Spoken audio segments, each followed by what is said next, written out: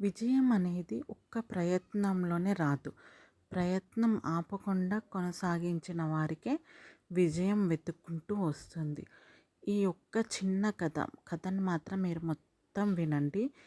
ఈ కథలో మీకు ఖచ్చితంగా మీరు ఏమి చేయాలి అనేది మాత్రం మీరు తెలుసుకుంటారు.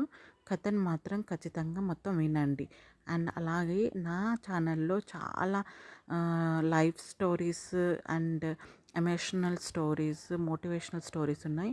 అవి కూడా కొంచెం చూసి మీకు నచ్చితే గనక లైక్ చేసి సబ్స్క్రైబ్ చేసుకోండి. కొంచెం ఈ చిన్న యూట్యూబర్‌ని సపోర్ట్ చేయండి. ఓకే. మనం ఇప్పుడు కథలోకి వెళ్తే ఒక చిన్న గ్రామంలో రాము అనే యువకుడు ఉండేవాడనమాట. అతనికి పెద్ద పెద్ద కలలు ఉండేటివి. ఎప్పుడు పెద్దగానే కలలు కంటూ ఉండేవాడు. కానీ ఏ పని మొదలుపెట్టినా ఒక కొన్ని రోజులు చేసేవాడు. అంటే మొదటిది లేదా రెండో ప్రయత్నంలోనే విఫలమయ్యేవాడు. అంటే ఇంకా అసలు చేయలేకపోతుండేవాడనమాట. ప్రతి ఓటమి తర్వాత ఇది నా వల్ల కాదు అని అనుకునేవాడు. ఇలా చాలామంది ఉంటారండి. అంటే ఈవెన్ నేను కూడా ఆ లిస్ట్‌లోకి ఏస్తాను. మనం చాలా ప్రయత్నిస్తాము. అంటే ఎట్లా అంటే ఒకసారి, 2 సార్లు, ఓకే 3 సార్లు అలా ప్రయత్నిస్తాము. ఇంకా మన వల్ల కాదు అని అనేసి అలా ఒక ఒకలాంటి ఆలోచనకొచ్చేసి మనం వదిలేస్తూ ఉంటాము అనమాట. ఏ పనినైనా వదిలేస్తూ ఉంటాము. అలా అని రాము కూడా వదిలేస్తూ ఉండేవాడనమాట. కానీ ఒకరోజు అతను అడవి మార్గాన నడుస్తున్నాడనమాట. ఒక చిన్న చీమని గమనించాడు. ఆ చీమ ఏం చేస్తుంది, తనకంటే ఎన్నో రెట్లు పెద్ద గింజను మోసుకుంటూ ఒక పెద్ద పై రాయికి ఎక్కుతూ ఉందన్నమాట. అంటే ఆ ఎక్కే ప్రయత్నం చేస్తూ ఉంది. అప్పుడు ఆ చీమ ఒక్కసారిగా కిందికి జారిపోయింది.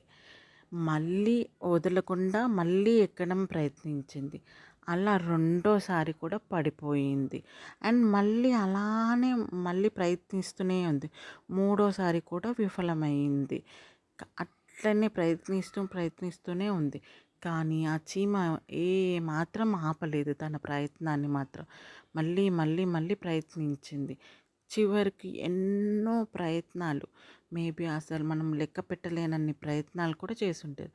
ఆ తర్వాతనే ఆ గింజను తను పైకి తీసుకెళ్ళిందనమాట. ఆ కొండ మీదకి తను ఆ గింజను మోసుకుంటూ తనకంటే ఎక్కువ బరువైన గింజను మోసి కొండ వైపుకి తీసుకువెళ్ళింది. ఆ దృశ్యం చూసిన రాముకి ఒక గొప్ప నిజం అర్థమైంది. ఏంటి అంటే విజయం అనేది మనం ఒక్క ప్రయత్నంలోనే రాదు. అది మనము ప్రయత్నం ఆపకుండా కొనసాగించే వారిని విజయం వెతుక్కుంటూ వస్తుందన్నమాట. ఇది మనం ఎప్పటికీ ఒక మర్చిపోని కొటేషన్ ఏంటి అంటే ప్రయత్నం ఆపకుండా కొనసాగించే వారికే మనము విజయాన్ని వెతుక్కుంటూ వస్తుందన్నమాట.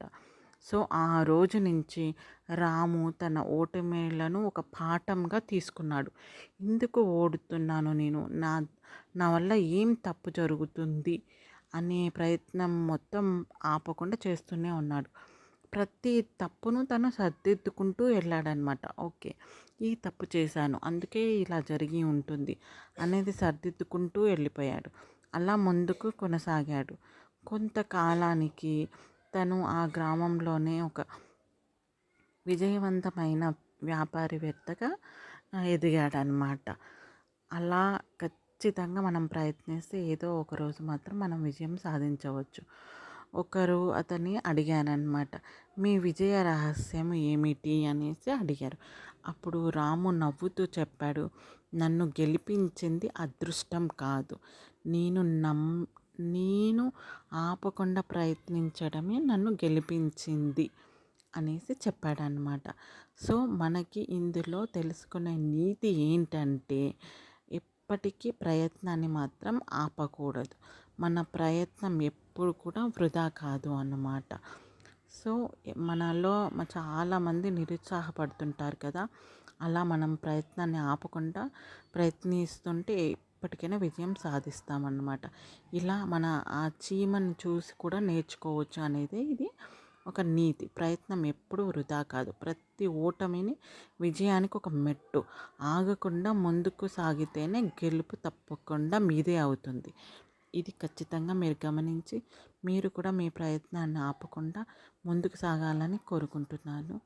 అలానే నా ఛానల్ని కొంచెం లైక్ చేసి, షేర్ చేసి, సబ్స్క్రైబ్ చేసుకోండి. నచ్చితే మాత్రం ఖచ్చితంగా సబ్స్క్రైబ్ చేసుకోండి. Thank you.